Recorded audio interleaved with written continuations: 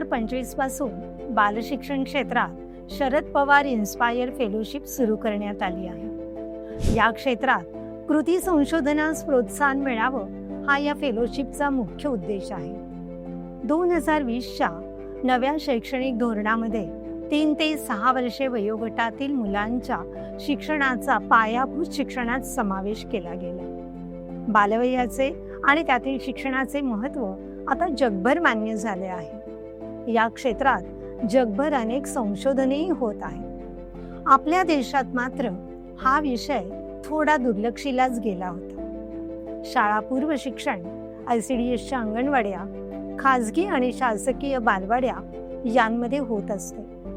इथे अनेक प्रयोग होतात, नवीन उपक्रम केले जातात, आधुनिक पद्धती वापरल्या जातात। हे मूलभूत काम ठळकपणाने सर्वांच्या समोर यायला हवे। या कामाला मान्यता आणि प्रतिष्ठा मिळायला हवी। बालशिक्षणातील अनेक घटकांच्याकडे संशोधन दृष्टीने पाहिले जायला हवे आणि त्याचबरोबर अनेक संशोधने व्हायला हवी हा या फेलोशिप देण्यामागचा मुख्य उद्देश आहे। या फेलोशिपमुळे अंगणवाडी सेविकांनाही प्रेरणा मिळेल आणि बालशिक्षण अधिकाधिक दर्जेदार होण्यास मदत मिळणार आहे। ही फेलोशिप कोणासाठी आहे? अंगणवाडी सेविका, अंगणवाडीच्या पर्यवेक्षिका, CDPO, बालशाळांमध्ये कार्यरत शिक्षक, मुख्याध्यापक, बालशिक्षणात काम करणाऱ्या अशासकीय संस्थांमधील कार्यकर्ते, प्रशिक्षक या सर्वांसाठी ही फेलोशिप खुली आहे। फेलोशिप कालावधी ही फेलोशिप 1 वर्षाची आहे। साधारणपणाने आठवड्यातील 4 तास तरी उमेदवाराला काम करावं लागणार आहे। कृती संशोधनाच्या विषयानुसार त्यातील दिवस आणि वेळ, तास कमी जास्त होऊ शकतो। विषय निवड कशी करता येईल?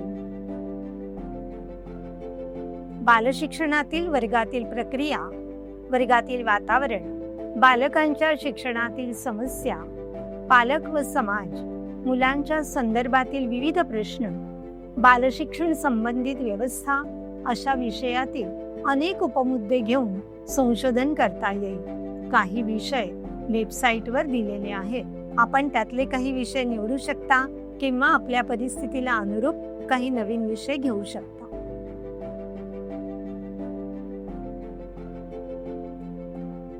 फेलोशिपची निवड प्रक्रिया।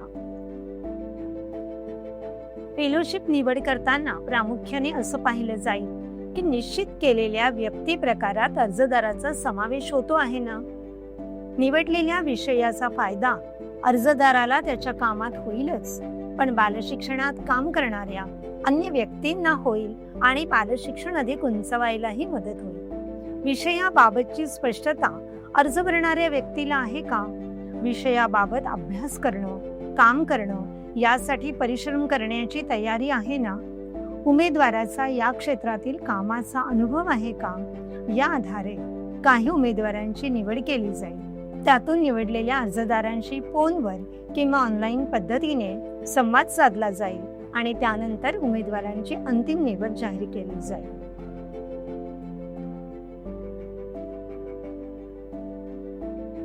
कृती संशोधनाला मार्गदर्शन करण्यासाठी तज्ञ मार्गदर्शकांचा एक गट तयार करण्यात आला आहे।